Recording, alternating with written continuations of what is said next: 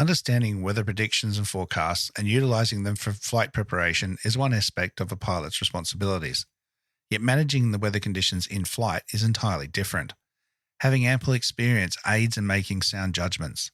Nevertheless, making inadequate decisions through poor experience levels can subject pilots to heightened stress levels and potential disaster. In this episode, I'm going to delve into the necessary forecasting considerations for flight planning and subsequently explore a scenario set in a typical Darwin wet season day, highlighting the potential consequences of our actions. All that coming right up. So strap in and let's get into it. Standby star 9000, 1013, Kilo 25. Coordinating aileron and rudder, bank, balance, bank pressure rolling at 30 degrees. That's 30 degrees there.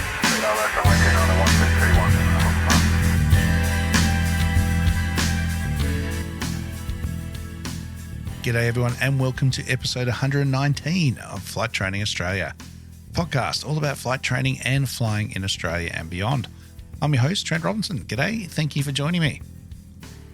For those who just joined the channel, welcome. Thank you so much. If you are unfamiliar with who I am, I'm a head of operations of a 141 flight school up here in Darwin, flight examiner and charter pilot. It's been a very busy period. If you're new to the podcast, please welcome everybody. Welcome the new people. Thank you for joining us. And if you are a long-term listener, as always, thank you so much for your continued support. I have been getting so much fantastic feedback lately, which absolutely motivates me to continue delivering the best possible content I can. And I do have to apologize for the delay in this episode, but as a result of the support is obviously a flood of emails, messages, and requests to do flying with me, which is just incredibly humbling and fantastic. But demand has reached unprecedented levels. I am booking now into August.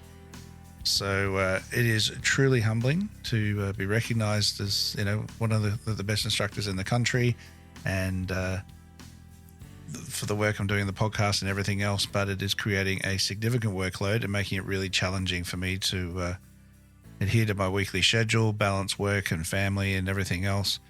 Really trying to do some renos on the house and it's just not getting anywhere.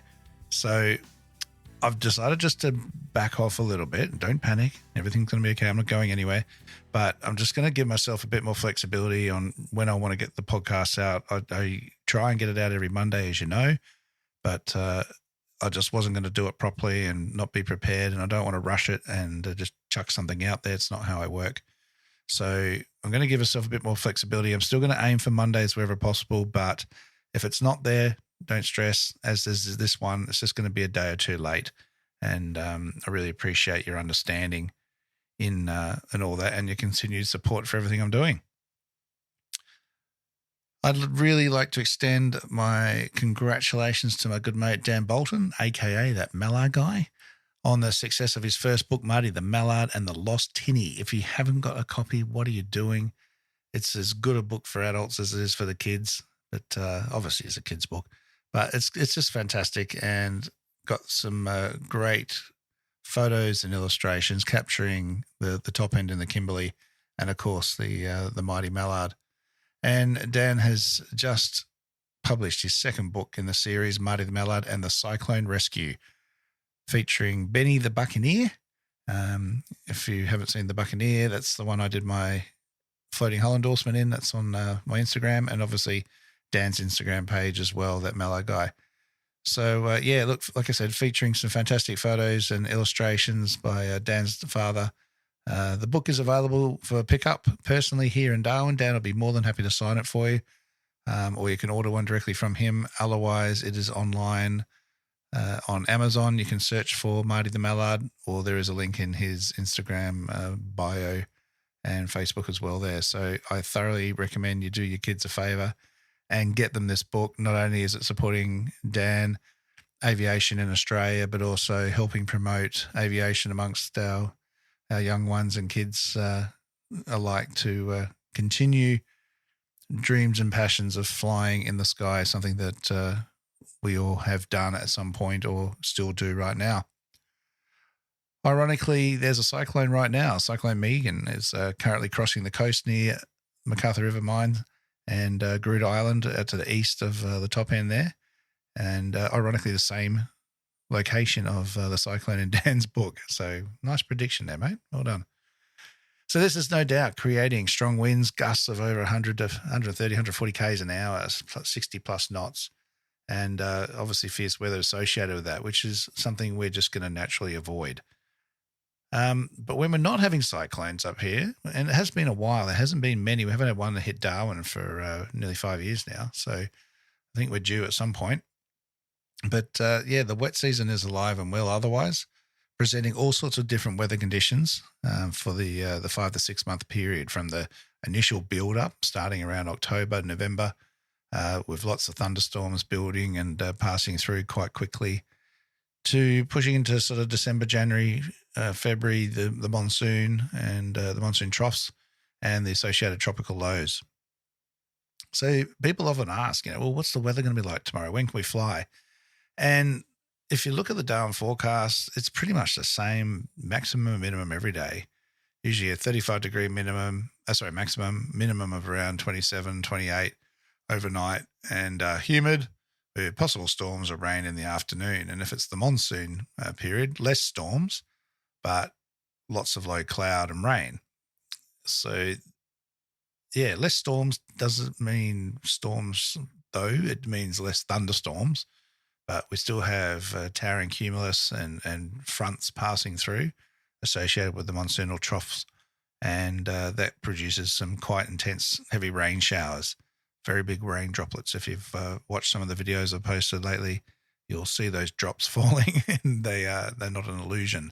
They are big, and that's how the water levels and flooding happens so quickly, because every raindrop is worth sort of 10 normal raindrops everywhere else.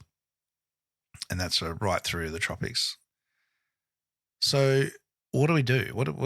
How do we do the forecast? What do we read? What do we need to look up? And what's required for flight planning? Is there any point? Well, yes, there is.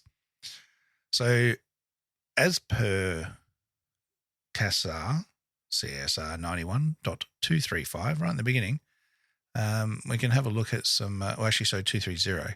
We can have a look at some of the details there, and it outlines the requirements for flight preparation, weather assessments. So Section 1 essentially just says that the Part 91 manual standards may prescribe requirements relating to flight preparation and weather assessments. The pilot in command of an aircraft for a flight contravenes this. Yep, there we go. Naughty boy, naughty girl.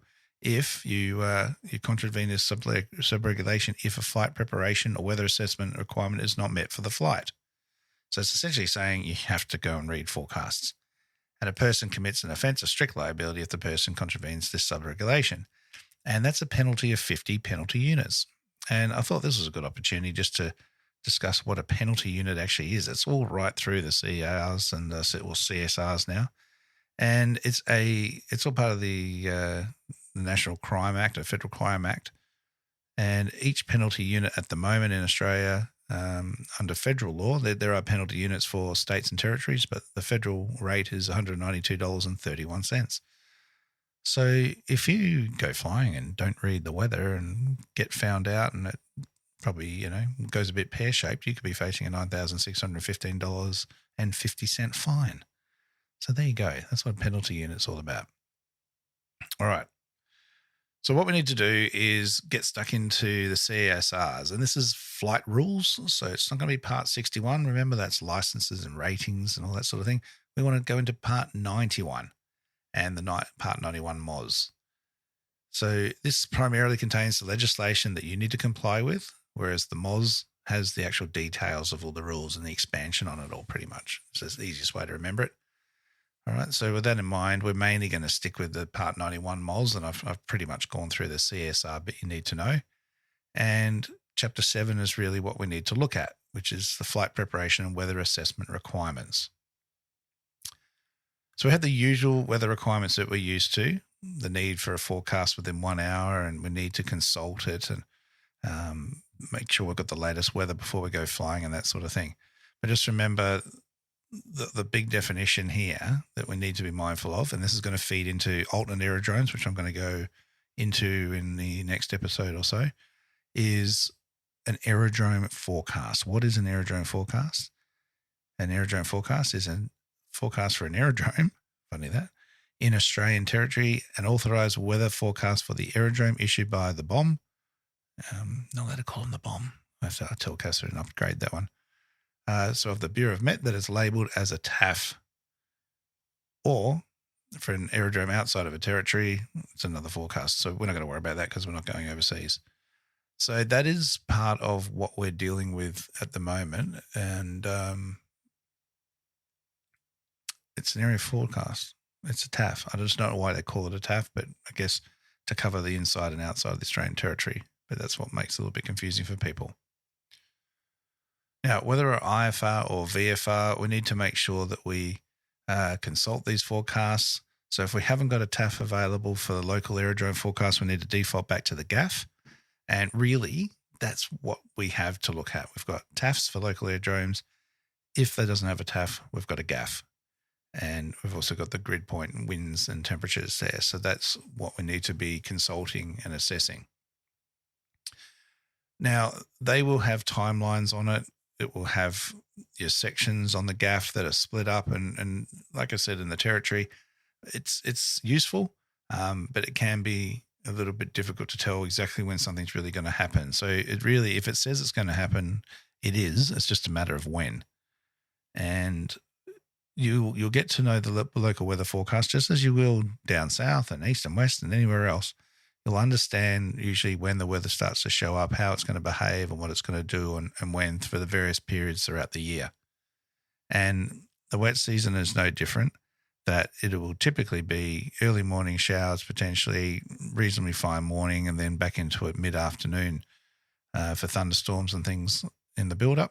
And then later in the afternoon, if it's monsoonal period, we can have rain and cloud all day, but the rain activity is going to vary.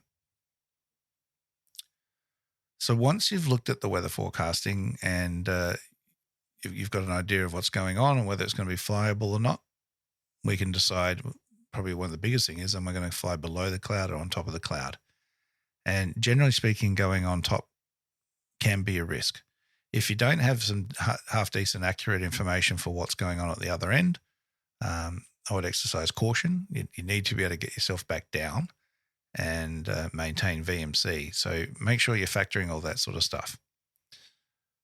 But as far as flying goes, I just want to take you through some things that I've seen pilots doing, especially doing a lot of flying from pilots from down south, where it's not their usual territory, not something they're used to dealing with, and needing to get exposure and experience to this sort of thing, and flying with someone like myself, an experienced instructor that's used to the top end weather or the local weather in your area, is the best thing you can do to pick their brain and get all the good info and see it firsthand. We can sit on the ground in a briefing room and talk about it till we're blue in the face, but then nothing beats being up there with the weather, with the showers, with the fronts, with the troughs, with whatever's going on, and dealing with the airspace, the other traffic and everything else to try and get back into the airport or divert or hold or whatever it is that needs to happen. So I'm going to mainly base it on a flight that happened the other day. Nothing went wrong. It was just a really great learning experience for these guys to go through. But these are also, I'm going to draw in bits and pieces that have happened on other flights as well, just to help you understand how you should be approaching this sort of thing and dealing with your decision-making process and thinking big picture. And we'll run through it. So the forecast was a monsoonal day. It was low cloud, scattered 1,500 to 2,000 feet, depending on which sort of direction we went. There were showers around, and in some places you would go, yep, well, that's it. We're not going flying, but not up here in the territory. That's pretty much a way of life. So it was perfectly fine to go flying. It wasn't threatening weather. It was weather, but there was plenty of directions to go to get around it and avoid.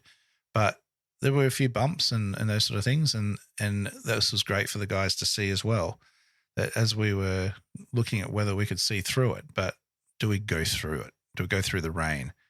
And generally some pilots will, but it gets pretty bloody rough. I'm not a fan of rough, and coming from care flight days and just passenger carrying, passengers and patients aren't keen on bumps and rough either. If it means we go a little bit wider and go around the weather, then I'm 100% for that. It doesn't have to be cloud. It doesn't have to be rain to produce bumps. You can get it in clear air, in between cells, in between rain showers, downdrafts, in between clouds. You can get lightning in clear air as it shoots out. So these are all 100% factors that need to be thought about when you're deciding what to do. And you might do it once and realize, yeah, that was no good. Now, when I say rain as well, it depends on what's on top of it. If it's got a really big dark base, then it's usually thick. It's probably getting close to towering Q, if not a really decent cumulus cloud, possibly CB. Again, if there's CBs around, the weather radar and the forecast will indicate that. So that gives you a bit of an idea of what kind of weather and cloud you're going to be coming across. If it's really high and tall, well, then it's going to have density and mass and a lot of air movement. I would tend to avoid it, especially if you don't have weather radar. Now, this is obviously if you're IFR. VFR, it's a no-brainer. You've got to go around it. No worries there. But having a think about what the weather's actually doing, what the cloud is doing, you need to make a choice. And sometimes that can be a little bit challenging as to what to do. If you've got your iPhone or iPad and you're looking at the radar, really anything that's yellow or greater goes yellow and then brown, typically on, depends what app, and through Osramwise, that's what it's doing, then that is definitely be avoided. And airliners were going around this stuff as well. So that's usually a good indication as well. If they're reporting weather in an area and they're going around it, then you should certainly be giving it some respect as well, because they've got all the gear to tell them to do that. So we had two cells. One was smaller. It was only green with one little yellow dot in it. The other one was a decent yellow mass. But we elected to go through this gap, and it was a little bit bumpy, but it was fine. Earlier in the year, though, during build-up, when there is active lightning and everything else, then I'd think twice about that. You certainly be scanning the area and looking for weather, looking to see if there is any active lightning coming out or anything like that. But otherwise, just go around it. This wasn't particularly wide, this one, so it really wasn't adding anything major to our trip. But for the exercise, we elected to go through it. Had a few bumps, but relatively comfortable ride through, nothing too scary or alarming. We certainly weren't smashing our heads on the roof or stuff flying around the cockpit. If that happens, then you've probably made the wrong call. So we went flying and did all our stuff. And then by the time it was time to come back, then we were faced with these two sort of cells that sort of joined up and formed a bit of a front, and they were approaching Darwin. And it was only a few Ks. It was probably about 10 miles south of Darwin. So the decision that the guys had to make was, how are we going to get back in? And the weather there was overhead a place called Channel Island. And Channel Island's about 7 or 8 miles to the south of Darwin, roughly aligned with runway 36. And that is one of the key inbound re-entry points back into Darwin. So we had to go around the weather and track to the southeast. And then as we're coming up to the north, Channel Island was our inbound point. And this was the first part of the sort of decision-making process, is once we got around the weather, we could see back up towards Channel Island, but this is two front lines. So there was one further south. We got around that, and then we're heading up to Channel Island, but it wasn't going to be a really good idea to continue on to Darwin. The front was right on top of Channel Island. It's probably going to be another mile or two north by the time we got to it, but it wasn't something we wanted to go through. We wouldn't be able to see, as a VFR flight wouldn't be able to see Darwin. It would have been incredibly rough and uncomfortable. It would have been minimal VMC for Class G airspace, let alone going into Class C. So didn't want to borrow that. So after a bit of a discussion, we decided to continue east. We could see on the radar on our iPads that it was stopping about 15 miles to our right. So we're going to head up and out to the east and northeast of Darwin, which was showing a few isolated showers, but otherwise clear. And this was all at about 1,000 feet. We're doing about 170 knot ground speed in the 210. This is with significant tailwind at the time. So part of that was, again, having a think about how fast is this weather body moving. If we do go up to the northeast and try and come into Darwin, are we going to beat it in? And I want to be careful of using the term beating the weather in and racing the weather, because it almost sounds like it's irresponsible. But we determined that there was plenty of time. However, one of the things the guys weren't thinking about was who else is trying to get into Darwin. All right. So quite often I'll have pilots making a great plan, assuming they're the only ones in the airspace. But you've got to factor in all these other airplanes as well. And especially in the build-up, when the big storms come through, we'll have our inter or tempo where everyone's had to circle, hold, orbit, or land somewhere else. And then, of course, once that 30 to 60 minutes of holding has been completed, we literally could have 15 plus aircraft trying to get into Darwin. I think I've counted up nearly 30 odd sometimes. It's always going to happen late in the afternoon, which is when everyone's coming back. So you could be another 15, 20, 30 minutes easily waiting for your turn to get in and land. Now, whenever there's bad conditions and everything else floating around, the tower will try and prioritize VFR aircraft as best they can. But obviously they've got rules and regs that they need to follow as well. So we need to have a plan on how we're going to do this, how much holding fuel we're going to have. And this is where things like approach fuel and discretionary fuel come into play. That we might have an intro tempo, but it's going to be in that 4 to 5, 6 o'clock sort of time frame where there's a lot of other aeroplanes coming in. So I might try and put another 30 minutes of fuel on just to allow for my time to come in and land fuel, if you want to call it. And this is where all that comes in. All fuel planning, all the stuff that's to do with that soon. There's going to be an episode coming up very, very soon.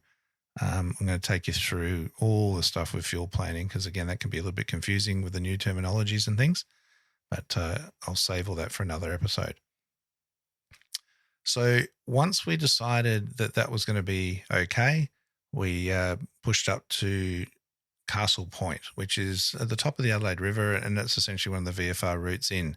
And our plan was to go from Castle Point direct into Darwin. We're going to try and avoid going up to Jacko's Junction and Lee Point. That was going to take us further away, out over water. We were low, so we wanted to stick over the land so we didn't have to put on life jackets and things and remain compliant that way. So then the orbiting came, and I let them do a couple of orbits, and then I said, just have a look at the tracking on your iPad there. And sure enough, we were starting to make a bit of a swirly, slinky pattern as we're gradually blowing away to the east because we weren't orbiting over the same spot. So we really need to think about this wind. If you remember before, I was saying it was about a 25 knot wind blowing from the west, and we're just slowly drifting away. So when you're IFR, this is why we use actual published holding points, or we have some sort of datum or reference points. It might be a DME distance if it's not a published hold, so that we remain in the same spot. When we're visual, we need to pick a feature on the ground and orbit. If we're turning downwind, we know we're going to go further away. As we roll back towards into wind, you might need to back off your bank a bit and just penetrate back into that wind, get back over position, and then do an orbit again. So make sure you're keeping an eye on your position and where you are so that we don't drift away and blow away too far. So when the time comes to start tracking in for the airport, we haven't given ourselves extra miles, which could make all the difference between getting into the airfield and getting caught by the approaching showers. So once that was all decided and done, we eventually got our turn. We had probably about 10, 15 minutes of holding, waiting, and then we got sequenced in to track into the runway. The next thing you got to think about when you're doing that is just making your own assessments. So remember, air traffic control is going to vector you and position you, bring you in, but you are still responsible to ensure that you can land at the aerodrome safely, that the approaching weather is not going to catch you out. Remember, you still need to land, vacate the runway, and put the airplane away. So you don't want to do that in the rain if you can help it, but sure better to be in that situation than trying to get on the ground in the first place. So we did that. We landed without any dramas, but thinking about our speed and our configuration as we approach for a big long final, we need to start sort of getting the circuit pattern for downwind, base, and final, almost stretch that out on a big long final so that we have our pre-landing checks done. We've slowed the aircraft down. We've got our approach flap set, ready for gear deployment, and a standard descent profile. As we're coming in on final, you want to make sure that you're monitoring that windsock, keeping an eye for any wind changes. If it's crosswind landing, be ready with our rudder to keep the aircraft straight and aileron into wind so that we can get that all nice and safe. We're not going to drift off the runway or drop a wing or anything like that. If the aerodrome is got buildings or trees and that sort of stuff, well, then wind shear and all that sort of thing is also a strong consideration. And we need to be prepared for that. And that's a whole nother topic for crosswind landings and that sort of thing. A lot of pilots coming up here at the moment have been struggling with that. And I'm keen to talk about that in another episode as well. So you can be well prepared for the kind of weather and conditions that are present here and present in Perth and all sorts of places across the country. It's not just unique to here. All right. So hopefully that gives you a bit of an idea of some of the stuff that you need to be thinking about when you're dealing with that weather.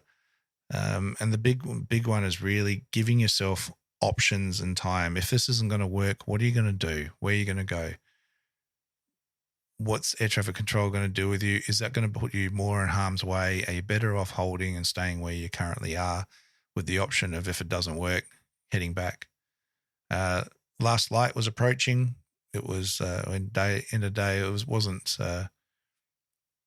immediately there. We had a good hour or so, but again, if we're potentially having to hold for an hour, well, then something that seems so far away could suddenly creep up on us very quickly. So always having those options available and somewhere else to land. We had MKT just to the south. We knew that the weather was pushing through there and north, so that was an option to get back if we needed to. So all these things to think about. So if that's something you want to experience, by the time you would get a booking with me, the wet season will be well and truly over. But certainly towards the end of the year, instrument ratings and top end flying, all that sort of stuff is 100% some of the best flying and experience that you can get. I strongly recommend doing it. So if that's something you'd like to do, get in touch and we can book it in. As I said, I don't have anything really before July now. June's pretty much spoken for. There's a couple little holes, but otherwise it's July and August. I've got bookings already. July's 50% filled. So let me know if you want to do something.